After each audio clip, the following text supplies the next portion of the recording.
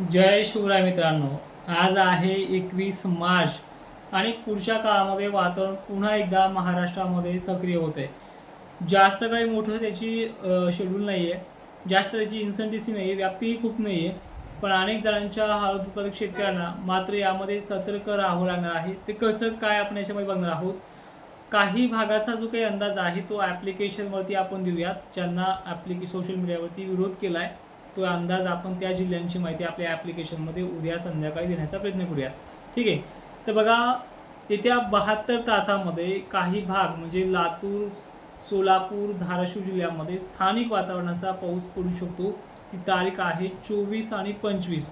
ह्या दोन दरम्यानमध्ये ज्या ठिकाणी संध्याकाळच्या वेळेला दिवस मावळता पश्चिमेकडनं ढग दिसतील, दक्षिणेकडे ढग दिसतील, अशा शेतकऱ्यांनी सतर्क राहायचं आहे. यामागचं पूर्ण कारण देखील सांगण्याचा प्रयत्न करतोय. उद्या त्रास नाही आहे, 22ला 24ला देखील त्रास नाही आहे महाराष्ट्रात कुठेच. तर 24च्या संध्याकाळी जाणू शकतो तो म्हणजे बेळगाव, कर्नाटक भागांमध्ये. बाकी इतरत्र ठिकाणची जिल्ह्यांची माहिती आपण पश्चिम महाराष्ट्राची ॲप्लिकेशनमध्ये सांगणार आहे. तिथे काय भानगड आहे तारखेला. तर 24 तारखेला लातूरसारख्या ठिकाणी, सोलापूर, धाराशिवच्या काही ठिकाणी स्थानिक वातावरणाची ढगाळ परिस्थिती निर्माण होणार आहे. एकंदरीत मराठवाड्याच्या सर्व जिल्ह्यामध्ये ढग दिसू लागतील. धोके मोठे नाही आहेत, फक्त स्थानिक वातावरणाची भीती सोलापूर, धाराशिव आणि लातूर. त्यामध्ये परभणी पण किंचित प्रमाणामध्ये असर होऊ शकतो, सटकारा पडू शकतो. तर त्यानंतर 24 तारखेनंतर 25 तारखेला बेळगाव, कर्नाटक पश्चिम भाग, हुबळी या भागात मेघगर्जना आणि पाऊस होण्याचा अंदाज आहे.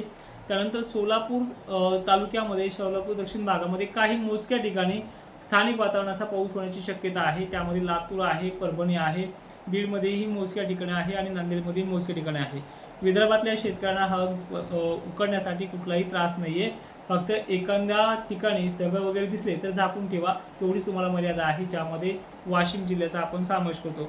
बाकी नांदेड, लातूर, सोलापूर एक किंचित प्रमाणामध्ये मागच्या पडलेल्या पावसाचाच परिणाम म्हणूयात आपण त्याला, कारण की जवळ असलेल्या कर्नाटकमध्ये असे प्रकार घडू शकतात.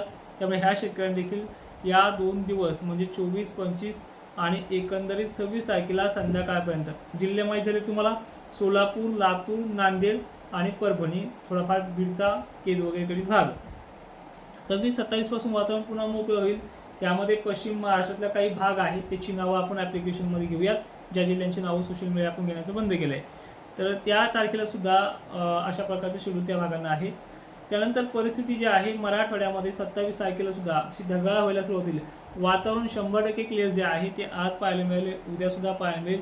पण परवापासून म्हणजे 23 तारखेपासून हळूहळू ढगाळ व्हायला सुरुवात होईल. त्यामध्ये मराठवाड्याचा प्रामुख्याने समावेश आहे.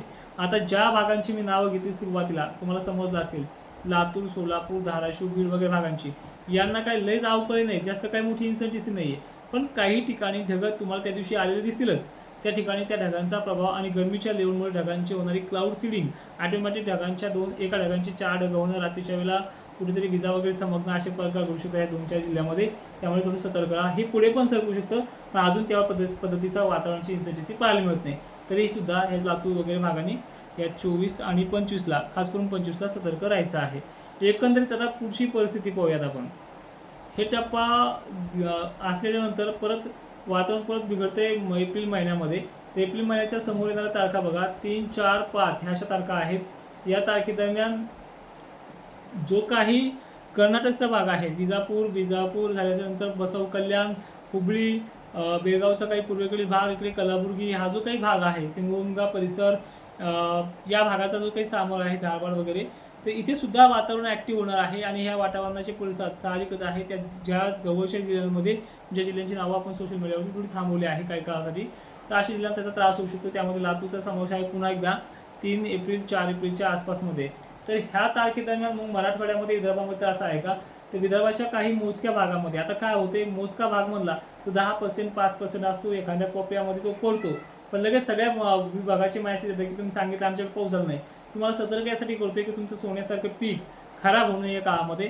तर या कालखंडामध्ये पुन्हा एकदा 3-4 तारखेदरम्यान लातूर, सांगली, नांदेड परिसर, खाली बघायला गेलं तर आपण थोडंसं हिंगोली परिसर, पलीकडे बघायला गेलं तर विदर्भातला काही मोजका भाग, तर अशा भागांना देखील ह्या 3, 4, 5 तारखेदरम्यान सतर्क राहायचं आहे. तर अशा प्रकारचं हे शेड्यूल होतं. त्यानंतर जालना जिल्हा देखील थोडासा स्थानिक वातावरणाचा इफेक्ट, बुलढाणा देखील स्थानिक वातावरणाची इफेक्ट नंतर 4-5 एप्रिलला राहू शकतो. आता पुढचं सेगमेंट असं आहे की महाराष्ट्रामध्ये वातावरणाचे टप्पे मागे टप्पे बनत आहेत. याचा पुढे देखील इफेक्ट राहू शकतो का, अशा अनेक प्रश्नांची उत्तर देखील आपण आजच्या या व्हिडिओमध्ये घेतोय.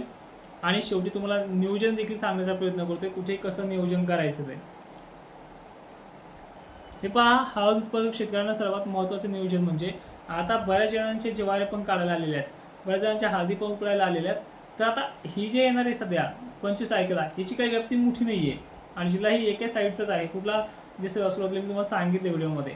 तर ह्या भागाबरोबरच विदर्भाला किंवा खानदेशला ढगं वगैरे चमकत राहतील, आभाळी पडेल, स्थानिक लेवल एखाद्या ठिकाणी पडेल, पण 100% भागाचं तो नुकसान करणार नाही. जसं मागच्या वेळेस तुम्हाला सांगितलं की 35% वरती व्याप्ती नाही, 65% भागांना धोका नाही आहे, पण 35% काय कमी भाग येत नाही, खूप भाग येतोय. त्या 35 आणि 40% महाराष्ट्राचा अनेक भाग त्यांनी झोडपून काढलाय. उदाहरणार्थ आमच्या घनसावंगीचं सांगायचं झालं तर घनसावंगीचा पश्चिम भाग त्यांनी सोडलाय, पण पूर्वेकडील माशेगाव असेल, आमचे गाव असेल, बोरांनी, राधनी, इकडे एरेगाव, वाटूरपर्यंत बराचसा भाग त्यांनी झोडपून काढलाय. तर अशा प्रकारची ही कंडिशन असते. एप्रिल महिन्यात सुद्धा अशा प्रकारचे झटके आहेत. 18-19 दरम्यान देखील पुन्हा एकदा वातावरण ॲक्टिव्ह होऊ शकतं. आणि विषय विनंती अशी आहे, अशा प्रकारचा सगळा शेड्यूल होता. सविस्तर माहिती आणि अजून संपूर्ण माहितीसाठी आपण आपल्या ॲप्लिकेशन डाउनलोड करा, जे प्ले स्टोअरला आहे. तोडकर हवामान अंदाज नावाने 4.4ची त्याला रेटिंग पण मिळालेली आहे, चांगल्या पद्धतीने प्रतिसाद देखील मिळाला आहे. आणि ह्या ॲप्लिकेशनवरती उद्याचा लाईव्ह असणार आहे, त्या ॲप्लिकेशनवरती या. परत एकदा 24 आणि 25 तारखेबद्दल स्पष्टपणे सांगण्याचा प्रयत्न करतोय. 24 तारखेला ढगाळ वातावरण, स्थानिक वातावरण, लातूर जिल्ह्यामध्ये गरमीचं वातावरण बनणार आहे. 4-2 ढगामुळे त्या ठिकाणी झालेला पाऊस असणार आहे. काही ठिकाणी तो पडेल, सगळीकडे तो पडणार नाही. इकडनं WD देखील पाकिस्तान कराचीला याच दिवशी 25 तारखेला परेशान करणार आहे. गुजरातपर्यंत त्याची शक्यता आहे. गुजरातकरांना देखील या दिवशी सतर्क राहायचं आहे, ज्यामध्ये राजकोट, उत्तरेकडील भाग, राजस्थान परिसर, लखनौ, हैदराबाद परिसर इकडे जो आहे, कराची वगैरे भाग, ठीक आहे. या 25 तारखेला देखील या भागामध्ये सुद्धा हा पडसाद उमटू शकतो. बाकी तुम्हाला काही प्रश्न असतील तर कमेंटमध्ये करा, उद्याच्या व्हिडिओमध्ये आपण ते घेण्याचा प्रयत्न करू.